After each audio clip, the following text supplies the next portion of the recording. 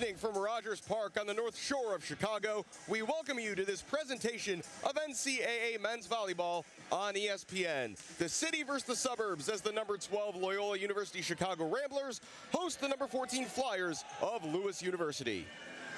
Courtside here at Gentile Arena alongside Ray Gooden, I'm Alex Campbell. And Ray, a final opportunity tonight for these teams to affect their fates for next week's conference tournament. Yeah, Alex, you've got the last match in conference for both these teams. There's a lot to play for, position in the MIVA tournament, and also it's a rivalry between these two teams. We take a look at the standings. Loyola, a chance to get a share of a regular season title today. Meanwhile, Lewis playing for the right to host a quarterfinal next weekend. Again, every single standing right now is really, really important. So this match is really, really a big deal for both these teams. Of course, if Loyola are to get a share, they'll need some help from McKendree as we take a look at our impact players, beginning with the Flyers, for whom Max Rocky has stepped into the role of lead attacker, Ray, and dominated all season. Yeah, Rocky's had 15 or more kill points in 10 of the last 11 matches for the Flyers, including a 20-kill match against PFW on Thursday.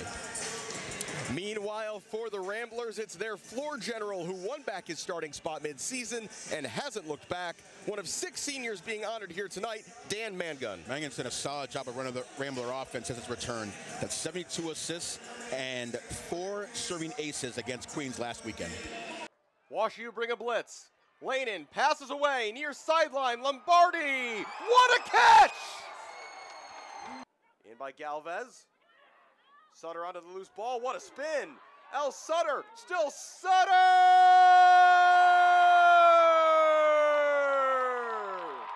And ask Coach Hawks, what's your team doing better down the stretch that's made you guys almost undefeated these last couple months? And he said the biggest thing that's improved, the blocking defense, and we've seen that tonight. Most definitely. Meyer wanted the give and go, instead it's Fabakovic.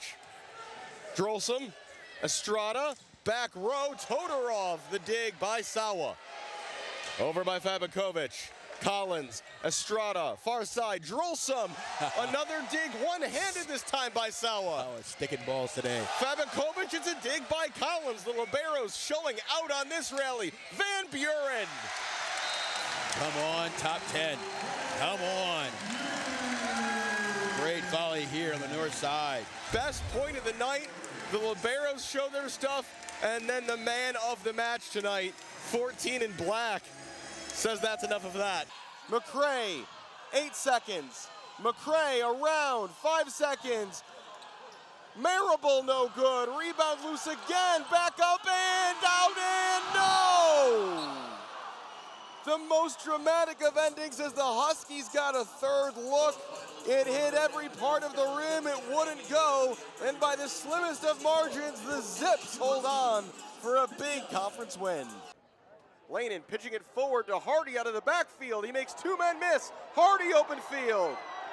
D'Angelo, Hardy, see you later. Here we go. Malloy, baseline, spinning, looking for Smearcheck. It's not there. 3 seconds. Malloy for the win. Yes!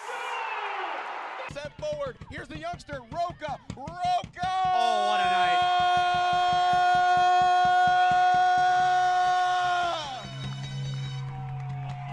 And set over by Klimish. Plaskoda, Donovan, Moser winds up. Wow. Barrett tried the fancy behind the back pass there. Jocelyn Trotter says thank you very much. A one-touch pass by Sutter, and McClure lays it in. And Sutter had a little bit of swag on that pass too, looking back towards the bench a bit. 2nd and 5 from the 26. Horn fakes, wanted to go long and does. Nick Rummel's the only one down there, and he picks it off. Marable looking to break down Treader. Stonebreaker, the jumper, gets the roll. Brooke Stonebreaker Casey showing off another side of her game. She's shooting just under 45% on the season. Can stretch the floor a bit as well as work inside. That's stolen away by McCray. McCray just pulls up and hits. How about that for confidence? And a timeout by Miami. Not the start to the quarter they wanted. What a shot by Sydney McCray. McCray barely even needed time to set up her shot. She just came in hot, lined it up very nicely from beyond the arc, and boom, puts it in. Great job by her to just really do things quickly in this one. And with that, it's a 7-point lead for the Huskies. We'll take a quick break here from the Convocation Center on ESPN. He gets us underway. It's a short kick to the near side, kept far, far away from those returners. Riley McCurdy from his own 22 has some blockers. And Riley is across the 35, out near the 40. So while it was kept away from Lombardi, Riley McCurdy, whose name we call mostly Grant as a tackler on special teams, has a nice return there. Yeah, I mean, he's just an excellent special teams player all around, but to your point, usually making the stop and was able to pick up 15 extra yards there, so the Cardinals are taking over with excellent field position close to their own 40-yard line, own 45-yard line. Nope, 40-yard line. I was going to say. I was looking at where the official was standing. I was like, that's I didn't think that was where he was. Cardinals offense, the #1 in the nation, as I mentioned, 62 points per game and 590 yards, led by Gallardi semifinalist quarterback, #5, Luke Lanin. Cardinals, interestingly, begin here with defensive tackle Cortez Jones lined up as a fullback. Joe Sacco, the game's opening carry, bounces through the left side of the line where he is then just carried by Nick Fairley for a first down. Give the rushing yards there to big number 75. Boy, really excellent job. Great surge up front. Patient run by Sacco, sticking right in Fairley's hip pocket and letting him lead the way. Fairley, 6'3", 328, the left guard. Sophomore from Frankfort, Illinois, went to Lincoln Way East. The Griffins will be playing for an 8A state championship tonight down at Illinois State. Lanin throws to the flat on the far side. D'Angelo Hardy down near the 40 of Trinity, the All-American wide receiver, picking up 5 yards. Nice little quick screen out there for a quick 6. Hardy makes his 51st catch of the season, and that 6 yards brings him to 1,000 exactly for the season. So a nice milestone for D'Angelo Hardy, one of many Lakes Community High School alumni on this Cardinals roster. And a flag for motion along the line. Cardinals will back it right back up. I think we had a flinching offensive lineman. I think it was either a flinch by Fortier, the right tackle, or a snap infraction by Thornton, the center. 2nd down and 9 now after the penalty. Cardinals at the Trinity 46.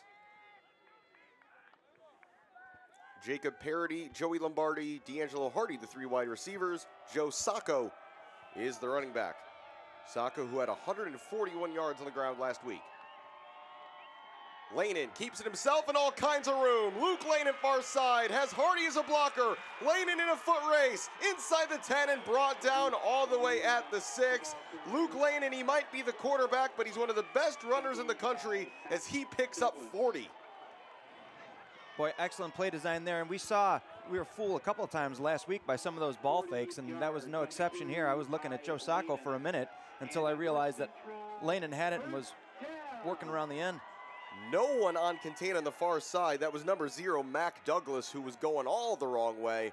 Lanin eventually hauled down by number 37, Quinn McDermott. 1st and goal, Cardinals at the 6-yard line. Sacco remains the running back. Sacco trying to get outside. Sacco around one tackler, spins to the goal line. He's in. Touchdown. The 2nd and 3rd efforts by Joe Sacco. Cardinals are on the board on Sacco's 15th rushing TD of the season. Boy, he willed himself into that end zone. I thought he was going to get taken down after a couple of yards, and there was a nifty little spin move and then kind of lowered the shoulder and dropped the boom to get inside the pylon there at the end. The first man to know was Luke Lanin, who was already celebrating when Sacco was still at about the 8-yard line. Dom Scalera in for the extra point.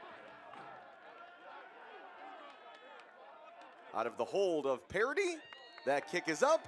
It is good, and with 12:41 to go in the first quarter, it's North Central 7, Trinity 0. We take another look, and you can't quite see Lanin's celebration, but Sacco, with the speed to get outside, the agility to get through tackle number 2, and the pure strength to just run over that defender and the pylon for 6.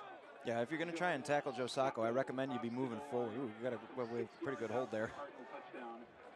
Well, what is it they say? You could call holding on every play?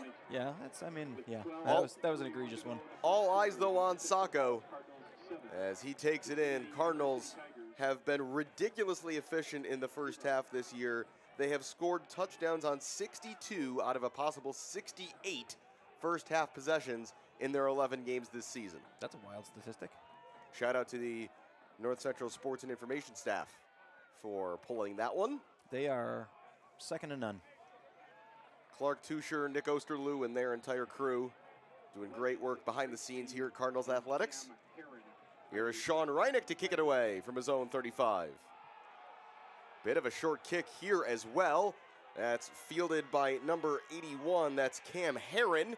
And he is dropped and the ball is out. Ball is loose. The Cardinals are on top of it. The question is, was he down first? I believe that's number 56, Sam Chapman, who went diving toward the football.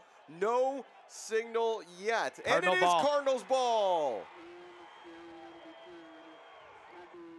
Wow. Herron got stood up at about the 22, and he lost the football. Will Vernon and Sam Chapman, the most eager celebrators out of that. We'll get another look in a moment, as we couldn't see from up here exactly how that ball ended up bouncing 10 yards backwards, but it's 1st and 10 Cardinals in the red zone already. No, there was a guy that got a hand on him early and spun him. There you go. Yeah, I think just on the way down, somebody got a hand in and poked it right out. Ramarian Roby, normally number 2, is wearing 14 today. He forced the fumble, jumped on top of by Chapman, and what an opportunity here for the Cardinals to immediately go up 2 scores. Empty backfield for Lanin at the 18-yard line of Trinity. Sacco in motion. Lanin over the middle. It was behind Beamer, who wasn't looking for it. Incomplete. Rare incompletion from Luke Lanin. Doing some quick math in my head. That is incompletion number 41 on the season. On the season. How many touchdown passes, just for reference? 37. Okay. It's been a ratio we've been watching all year. It's been about the same, but about 1-to-1 all season. 2nd down and 10 from the Trinity 18. Cardinals looking to capitalize off the turnover. Sacco right up the gut, and he's got space. Sacco to the end zone. It's 2 for the Cardinals, 2 for Joe Sacco. 13 zip in a flash as he's into the end zone. Unbelievable. Untouched after he got through the line of scrimmage. There was absolutely nobody at the 2nd or 3rd level looking for him.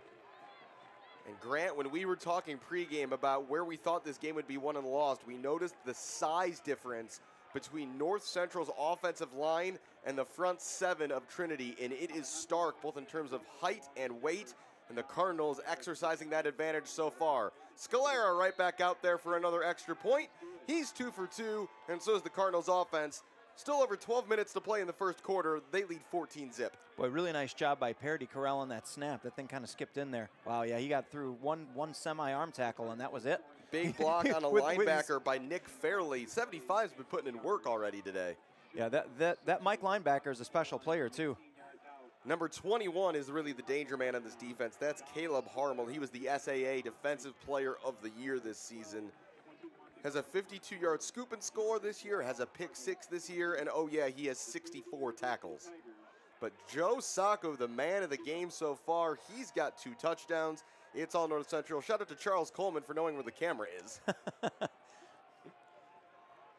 Still, the stud quarterback of this Trinity team, Tucker Horn, also a Gallardi nominee, yet to touch the football, and his team is down 14 points. It's the Cardinals' 2nd week in a row facing a Gallardi nominee.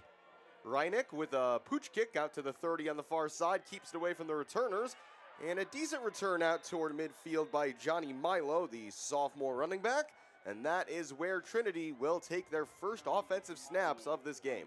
Boy, with that short kick and the good return, they're taking over right at midfield. It's excellent field position for this prolific offense to go to work. Surprised that after they forced a turnover on the first kickoff that the Cardinals did not go deep again, but they must have seen something that they didn't particularly like. Or something that they did like. Maybe they think that they can kick it to certain guys and they're prone to turnovers or butterfingers or what have you. Tucker Horn in shotgun. Winston Hutchinson, number 25, is the running back. from their own 49. Horn over the middle, finds one of his favorite targets. That's Caleb Crawford, who's out of bounds after a gain of 11.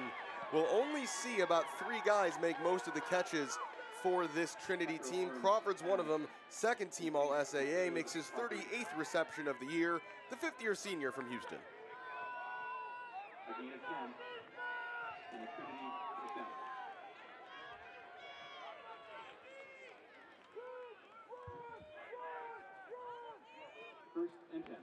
Horn, 1st and 10 from the Cardinals 42. Up the middle goes Hutchinson, and he picks up maybe 3 yards as he ran into James Hart and others. It's been a little bit tough sledding for the Trinity Tigers on the ground so far this year. They've really been more of an air attack offensively. Some massive substitutions here on the defensive side of the ball for the Cardinals. We'll see that defensive front sub out man for man occasionally. 2nd down and 6 from the Cardinals 38. Hutchinson remains the running back. Horn tried the hard count, no flinching on the Cardinals sideline.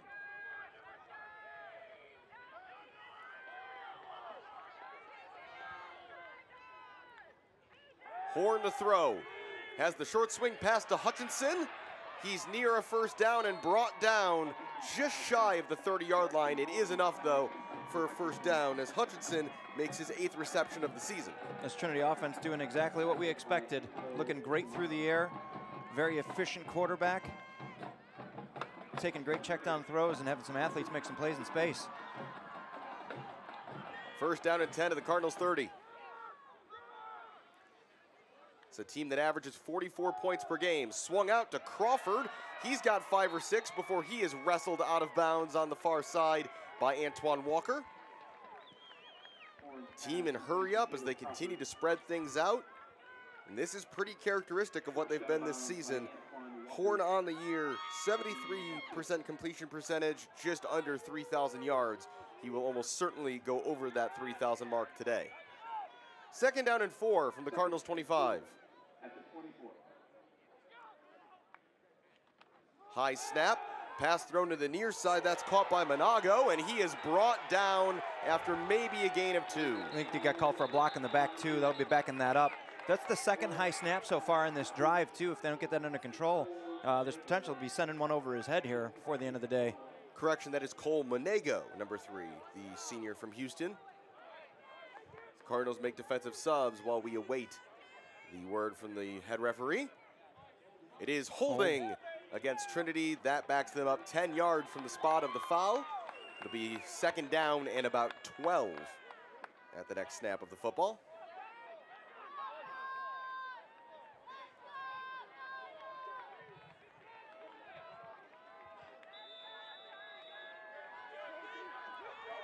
So 2nd and 12 from the 32 after the penalty. Justin Carmouche is the running back.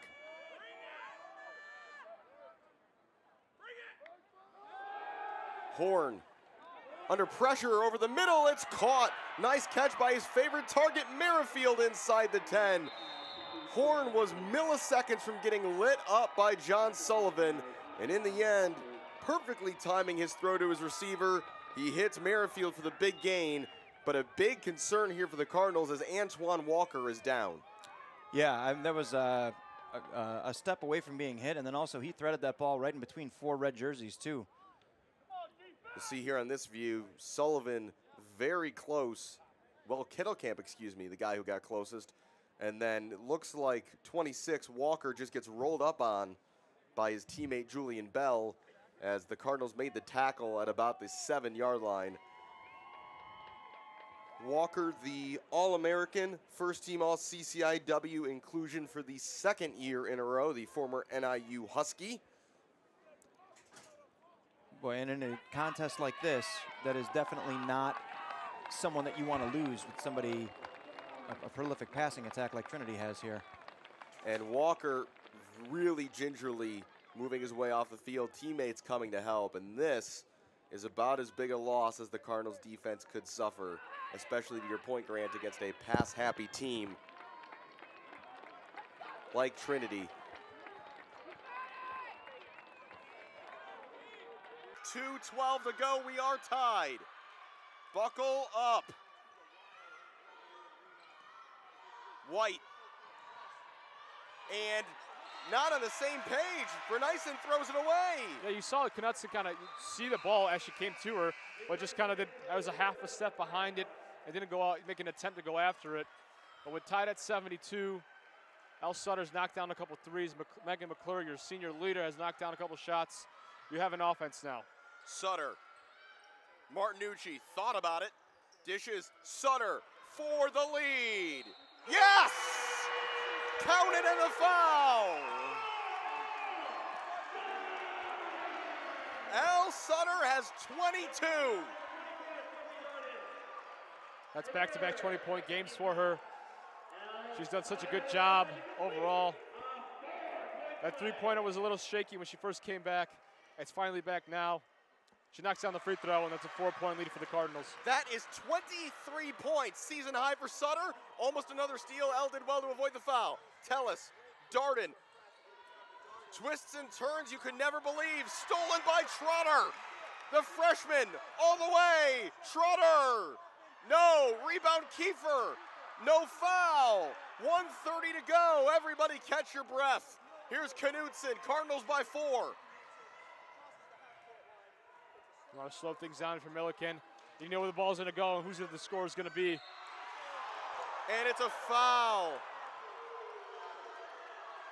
You can hear the North Central Card not agreeing with that foul. She said, ref said she got hit on the arm on the way up.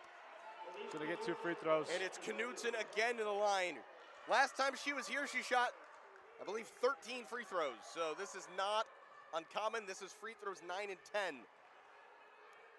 For the record, El Sutter's career high is 29. That came as a sophomore.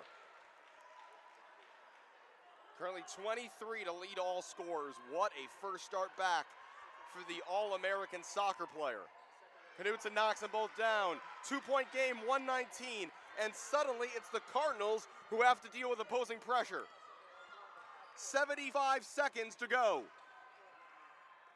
Can the Cardinals close a historic upset? Martinucci, dishes, McClure, yes!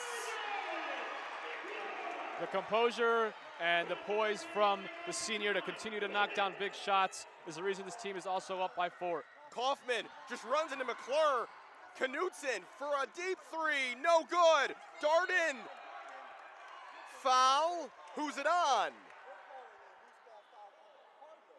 And I think that might be Grace Kiefer's evening.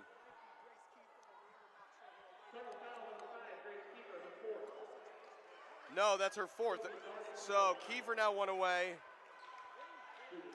That's just the physicality that Darden's gonna, impose as she gets to the line for potential 2 points. But now, so they can make this a 1-point game with either of these free throws going in. Megan McClure had a conversation there with one of the referees. Darden makes the first.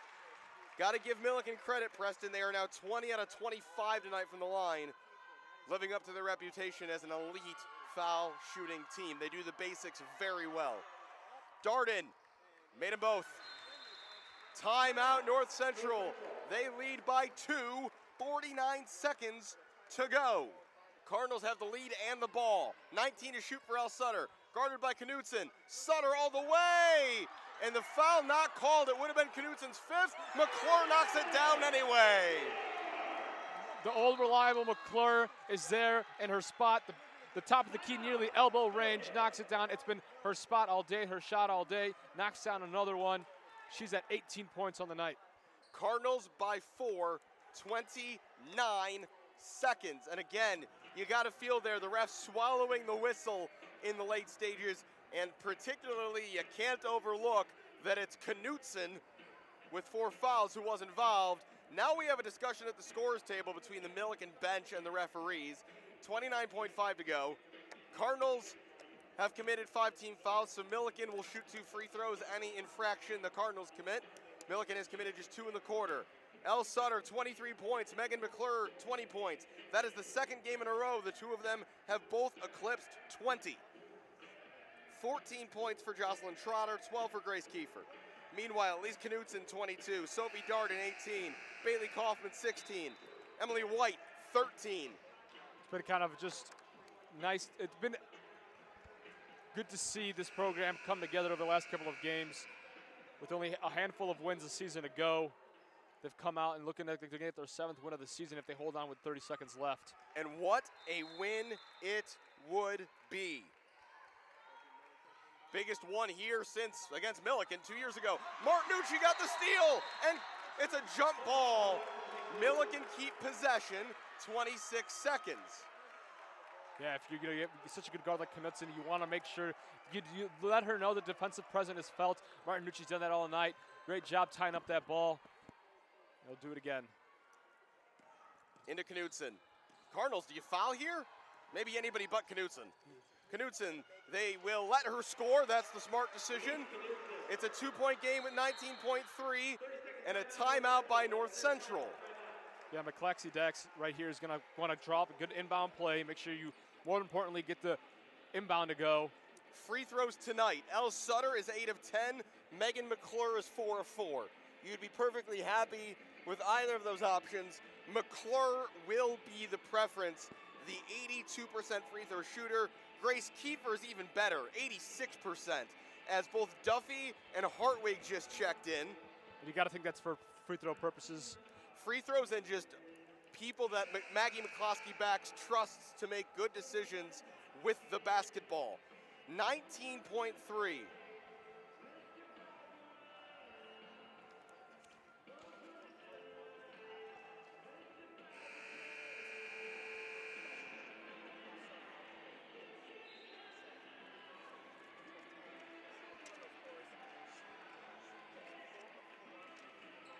The North Central Cardinals are 19.3 seconds away from knocking off the number 11 team, the best offense, the best player in the country. And for what would be one of their biggest wins ever as a program, it's into Sutter. Sutter, they got a foul, and they do.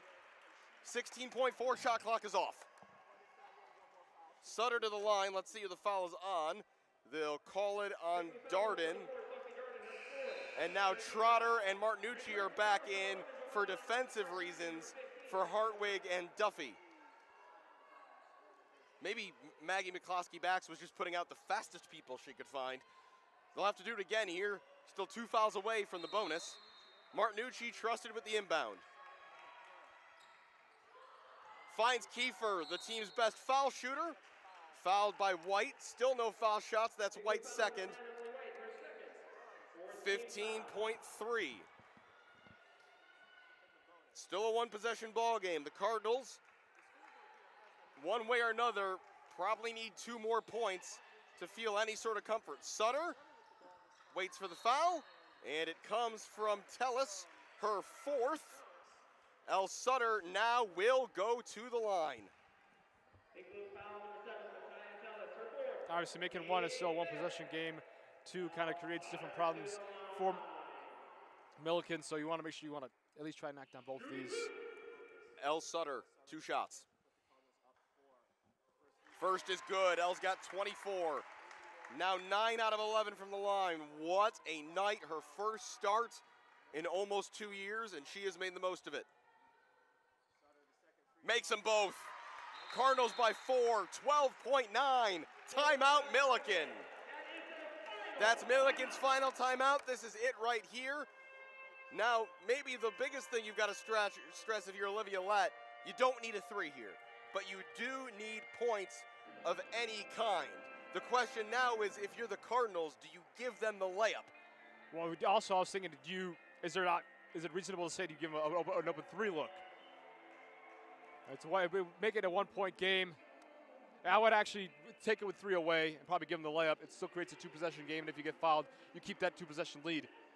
And at a certain point, if Milliken burns too much clock, maybe you just foul if you're North Central, because if time is suddenly the enemy, you might as well burn more.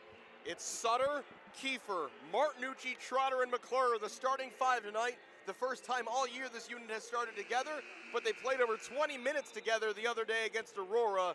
And for now, at least, this looks to be the unit for this Cardinals team. They've been playing better as of late, but what a supercharge a win here would be. Milliken ball, inbound on the near side, 4-point lead for the Cardinals, 12 seconds. Into blank. They need a shot quickly of any sort. Blank burning way too much time. It's knocked away. It's a whistle. It's a jump ball. It's Cardinals basketball. It was an interesting possession there because you saw Knutson at the baseline corner, and she was going to get a down three to come up and grab the ball, but great defensive pressure. Was it I believe it was Martinucci and Trotter. Also, it's wild to me. You have 3 All-American caliber players, and none of them got the inbound pass. You got to make sure you inbound this. And if you get this in, you are pretty clear, and they don't. Tellus all the way, scoops it up, no good. Rebound is loose, ball's out of bounds. It is Cardinals ball with 1.6. What a night for the Cardinals. McClure's been instructed just to throw it. She finds Duffy, she's fouled by Tellus. That is foul number 5 as Tellus fouls out. What an effort of an up and down battle. This was a track meet from the beginning. Punches were thrown back and forth. You saw them get down on themselves, and it was a 12-point lead at large just in the second quarter. But you battled back. You came with a game plan in the second half. Defensively, you stopped. Defensively, you limited your fouls in the third quarter. You found your shooting. El Sutter and McClure came through when you needed them to, and now you have a 4-point lead and a win with 0.5 seconds left. Duffy makes the first, and now the correct thing to do would be to intentionally miss the second with just 0.5 seconds left, although it doesn't really matter with the margin. Duffy drains it anyway, and the North Central Cardinals have defeated the number 11 Milliken Big Blue.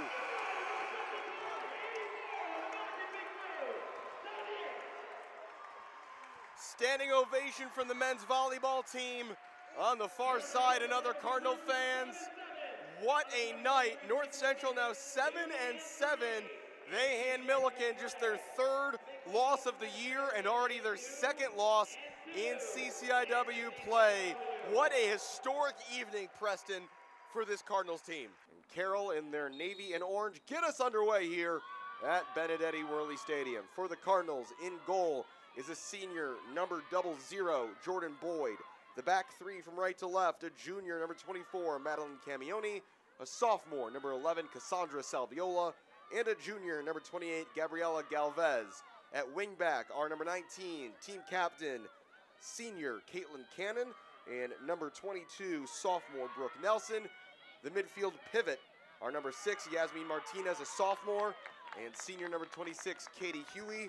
In attacking midfield is number 44, freshman from Aurora and Mattia Valley High School, Jordan Lang.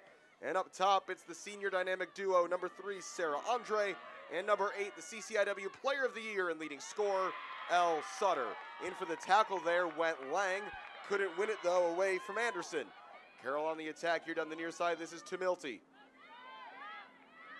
Anderson.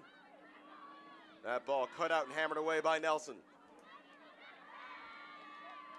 Let's see how El Sutter and Andre get going. These two players have scored multiple goals in multiple games this year. Looking at Sutter, she's scored 16 out of 19 games for North Central, Alex. Just amazing numbers. North Central's record leader in goals with 47 in her career. So keep an eye on her up top with Sarah Andre as well. Looks like Carroll will match North Central in formation. They are also lined up in a 3-5-2. That ball bounces over the head of Lang and collected by Yasmin Martinez. This is Caitlin Cannon, the graduate student. Slides there past Skoma. Her cross to the middle.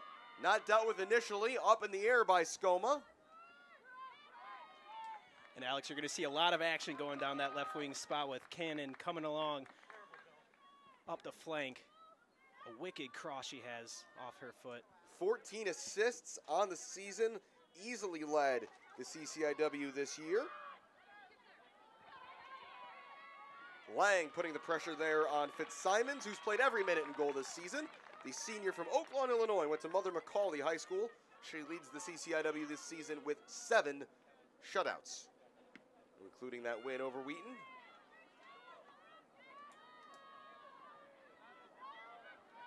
Ball in midfield picked up here by Jordan Lang. 2 goals and an assist for the freshman in the semifinal win over Milliken.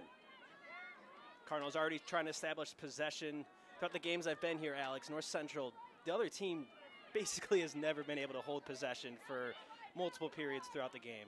It's interesting, Joe. We were wondering what kind of Carroll we'll see. When they played North Central at home earlier this season, they basically parked the bus and tried to just grind that game out, even after they had given up a fairly early goal to Sutter in the 11th minute.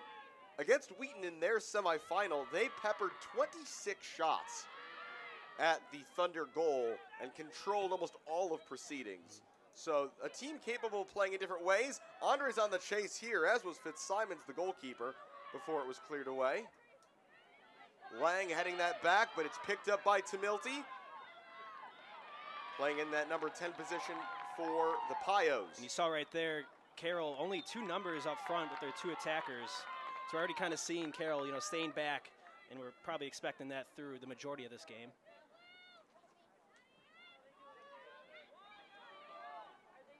Galvez, the transfer from Grand Valley back to Salviola, and now Jordan Boyd making her 48th appearance tonight between the sticks for North Central. Conference leader in goals against, average 0.64 on the season, as that pass is intercepted by Skoma. And you could tell she was visibly upset with the goal they gave up against Milliken in the semis with about just over a minute to go. Boyd with 16 shutouts in her career. A quick lineup rundown formation-wise for Carroll. Fitzsimons is in goal. It's a back 3 of Steppen, Blau, and Rose from right to left. The right wing back is Skoma. The left wing back is Ulan. The 2 holding midfielders are Anderson and, lost my place, Nowak. Attacking midfield is Tamilty, and the strikers are Pease and Inglesby. Cleared away partially there by Blau. Taken back by the Cardinals and Yasmin Martinez, who got the scoring going against Milliken the other night. Yasmin defensively, offensively, does it all. Flag stays down. This is Sarah Andre. Closed off, though, by the combination of Steppen and Skoma. As the Cardinals win it right back. Cannon, first-time cross. Sutter is offside as the flag goes up from the far side assistant. Just a couple of feet there from Sutter, but like it from North Central early on. Keeping the possession and getting those crosses in towards the box to a big frame, and now Sutter at 5'9". Taylor Clark, the new coach of Carroll, he comes from Bowling Green at the Division I level, where he was the associate head coach and recruiting coordinator for the Falcons, a team that won the Mid-American Conference back in 2021. Yeah, so if you're a Carroll supporter, it seemed that he was a big recruiter for their team, and being able to bring star players and win conference championships, that could maybe turn over to here for the Pioneers. A Division I recruiting coordinator, that's certainly a nice asset to have, especially in the current CCIW where North Central, they're the top dogs here, but with the fall off of Illinois Wesleyan, there's lots of room at the top for high-level teams as Cannon is whistled for that challenge on Skoma. Yeah, we were talking North Central's 3rd straight appearance here in the CCIW tournament final. Carroll's first ever here in conference history. So they're already moving towards that, bright spot. First-year head coach making it this far with an opportunity to make it to the NCAAs. Got to give credit over there to head coach Taylor Clark. North Central, of course, each of the last 2 years has traveled to Bloomington for this match. It's got to be good to be at home for this one, not have to travel down there. It had to feel good to seal the regular season title with a 6-1 drubbing of Illinois Wesleyan, who have been the bane of Cardinals women's soccer's existence for years. Huey's header, not where she wanted it. The Salviola challenges there with her opposite number, Pease. Camioni battling now. And the New Lenox native wins a throw-in for North Central. Good job, Camioni. 1-on-1 situation defensively, shutting down Pease. Camioni, who has found his home this year on the right side of that back 3 after playing largely as a left back or a left-sided center back in 2022. Sutter. Cannon's come in field. Andre flicking it ahead. Cannon's through the middle. Without a goal this season, Caitlin Cannon, despite those 14 assists as she's whistled for a foul. Free kick to the Pioneers. Andre setting up that offensive attack, though, a couple of touches off her knee, keeping the ball alive. Almost playing it right into Cannon.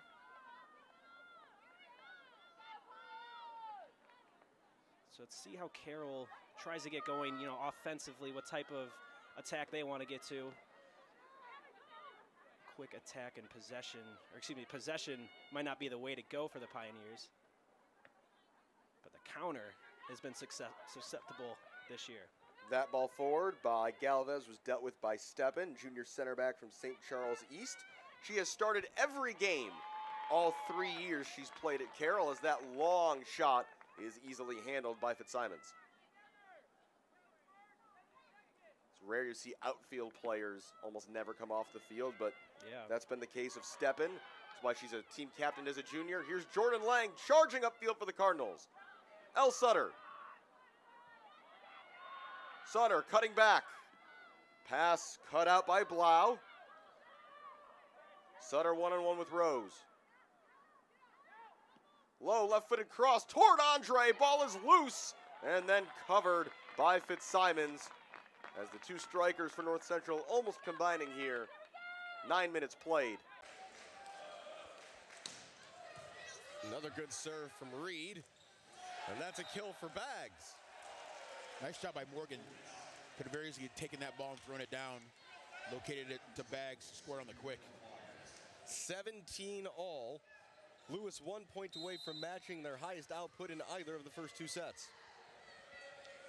Federoff's come in and has had a big impact for Lewis so far in this match. Fabakovic, man gun, and then Meinhardt's attack is strong enough off the block for the point as he prepares to serve. Solid for Meinhardt. Good, solid match. Last time, Meinhardt went to a kind of a hybrid serve. He goes back to the float this time. Rocky went up and got that one. Fabakovic off the block and out of play. Big swing by Fabakovic to score that point in transition. And Loyola have their 2-point lead back. Something to note for the Ramblers. Dee Meyer thought that Morgan the setter was going to throw the ball down. Didn't come together for the block, but still stayed involved in the play. Picked up the tip, which led to transition for the Ramblers. That's a kill for Max Rocky. It's a much better touch from Van Buren on the one-on-one on the outside. See Van Buren earlier in the match really reach out, take care of the line. That time the ball was swung inside from Rocky. Van Buren had hands on it, just missed for Meinhardt. The service from Baggs. Fabakovic, man gun, Van Buren. Kill number 19. Great swing from Van Buren. Outside of the block, around the block to score. He'll now serve. Again, his season average is 4 kills per set. Currently averaging 6 on the night, and he's not done. Drolsom, Morgan, the attack, the kill, Max Rocky. And Rocky did a nice job identifying where the block was for the Ramblers, taking the ball down the line. I talked about it before where Van Buren, in years past, probably needed to have numbers like that for the Ramblers to be involved in the match. He has big numbers tonight, but it's not like he has to score every single time for Loyola. Fabakovic, that's coming right back over. Sawa, man gun, Van Buren. Kill number 20 for Parker Van Buren, doing that in less than 3 sets. Shooter's got to keep shooting. And Van Buren, he is hot. Got to keep feeding him.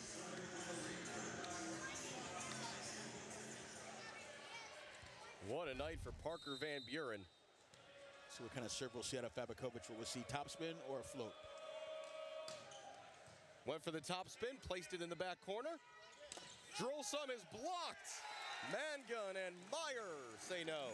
That's a massive block there for Mangun. You can see a timeout here for the Flyers. Their second timeout and final of the match. Lewis has used all 6 of their available timeouts today. The Ramblers have not used any, and that in part, Ray, tells the story. Yeah, for sure. Joseph's done a nice job in the rotation 1. And for Mangun to put himself in a good spot, good footwork to take care of the ball that's going seam. So then if the ball went sharp cross court, Meyer would be there to block it. And you saw that window. It was there. You saw what Rocky saw, but then the way Meyer just closed that was impressive. Yes, indeed. A lot of times they'll work for a middle blocker, especially when teams are in system, being able to go laterally, read the play, get themselves on a spot to try to make a touch of the ball, let alone a stuff block, is very, very impressive. So it's really important for the wing blockers to do a good job of lining up and putting themselves in a spot where they can also touch it if they need to. Again, given that Loyola are locked into the 2 seed in the NEVA, they will host a quarterfinal next weekend. Time, opponent, and additional details to be determined. Yeah, there's still a bunch to play here on not only here, but also, is that in months of that match? Mm-hmm.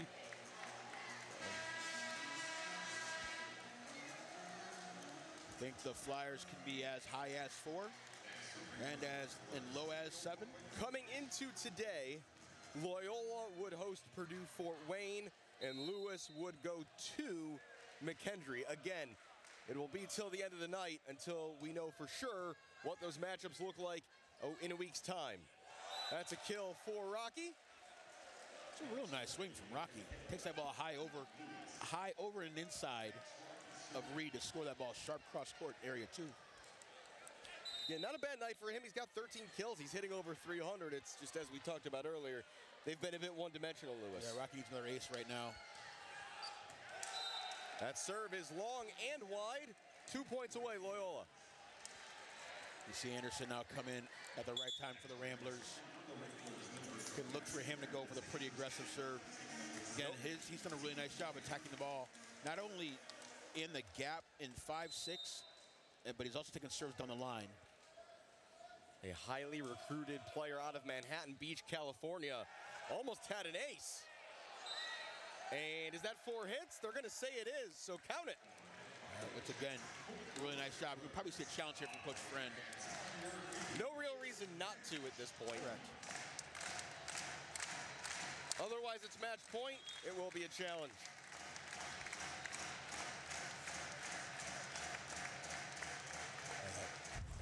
And it's not just the 6 or 7 players for the Ramblers. It's also the players who can come in and do some positive things. And again, for Anderson to be able to step into this role for the season and play as consistently as he has, it's just really, it's an impressive thing to see. I think what they're looking at is that initial contact. There are 2 Flyers in the area. Does it just hit one of them, or does it hit them both? This first touch right here. Sometimes you can deem it as simultaneous contact. Yeah, the question is, does Rocky get any sort of contact on that before it is dug off the floor by Collins? I mean, to be honest, that looks like an ace. Yeah. You might see a situation where if it ends up being a replay, Coach Hawks could. Yeah, okay. Point to the Ramblers. And that's that. That's the match. No, it is now match point. I was going to say. Didn't realize they had already put the number up. Now it's match point. After the ace by Lucas Anderson. Could see Anderson go for it here. Probably go with his best serve. Match point Ramblers. Collins. Worked back by Morgan. And is that inside the post? It is. Yeah, it's a kill for Dejan Todorov. Todorov, again, just impressive in this match. 7 kills for the freshman. And just his second ever collegiate volleyball match. That's playing at a real high level. And now Lewis need a long serving run, and they turn to the vet off the bench, John Davis. I think one of the hardest things to do is to come in off the bench at match point or at set point. Especially when he's only served once today. Correct. Fabakovic, man gun, Parker Van Buren. No, that would have been storybook. So we're going to try to get it to him again. It's just a set this time. Davis, Todorov, dug out, kept in play by Mangan. Van Buren again. It's a career-high tying kill for Parker Van Buren, and the Ramblers sweep in 3.